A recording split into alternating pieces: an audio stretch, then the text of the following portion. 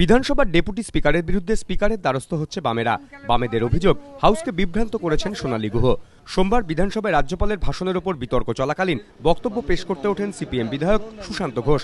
হট্টগোলের মধ্যেই শাসক দলের উদ্দেশ্যে সুশান্ত ঘোষ প্রশ্ন করেন, মমতা বন্দ্যোপাধ্যায়কে নিয়ে প্রাক্তন আইএএস অফিসার তথা প্রাক্তন তৃণমূল নেতার বিতর্কিত বইয়ের বক্তব্যকে চ্যালেঞ্জ করে মামলা করা হচ্ছে না কেন?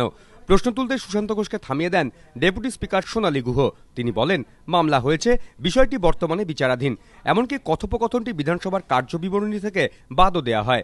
তিনি একাধিক বই লিখেছেন এবং সেই বই সরাসরি মুখ্যমন্ত্রীর উদ্দেশ্যেই লেখা। মুখ্যমন্ত্রীকে দুর্নীতিগ্রস্ত তার একটার পর একটা ঘটনা তিনি সেই বইয়ের মধ্যে তুলে ধরেছেন।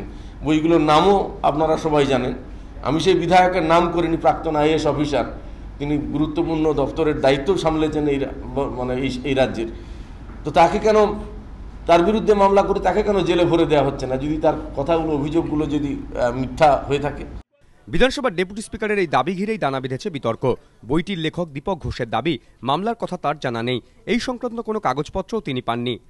আমার বিরুদ্ধে কোনো মামলা করা এখন পর্যন্ত হয়েছে বলে আমি জানি না। আমি কোনো চিঠি পাইনি, কোনো নোটিশ পাইনি। আমি তো এসব ব্যাপারে কিছু জানি না, বিধানসভায় কি হয়েছে না হয়েছে। তবে আমি এ পর্যন্ত কোনো নোটিশ পাইনি, কোনো মামলার কোনো চিঠিও পাইনি কারো কাছ থেকে, এটুকুই বলতে পারি। লেখকের এই দাবির প্রেক্ষিতে ডেপুটি স্পিকারের বিরুদ্ধে হাউসকে বিভ্রান্ত করার অভিযোগ তুলেছেন সিপিএম বিধায়ক সুশান্ত ঘোষ। তার প্রশ্ন, যার বিরুদ্ধে মামলা তিনিই জানেন না, তবে কি সঠিক তথ্য না দিয়ে হাউসকে বিভ্রান্ত করা হচ্ছে? যার বিরুদ্ধে মামলা হলো তিনি জানেন না, তাহলে সেটা কিরকম মামলা? এই ব্যাপারে আমরা চিঠি দেব যে সত্যি যদি মামলা না হয়ে থাকে তাহলে কেন গোটা হাউসকে বিভ্রান্ত করা হলো এবং আমার বক্তব্য কেন এক্সপার্ট করা হলো, সেটা আমরা জানতে চাইব। মঙ্গলবার কলকাতায় থাকছেন না বিরোধী দলনেতা সূর্যকান্ত মিশ্র। তিনি ফিরলে বুধবার ডেপুটি স্পিকারের বিরুদ্ধে হাউসকে বিভ্রান্ত করার অভিযোগ তুলে বিধানসভার অধ্যক্ষের দ্বারস্থ হচ্ছে বামেরা। এবিপি আনন্দ।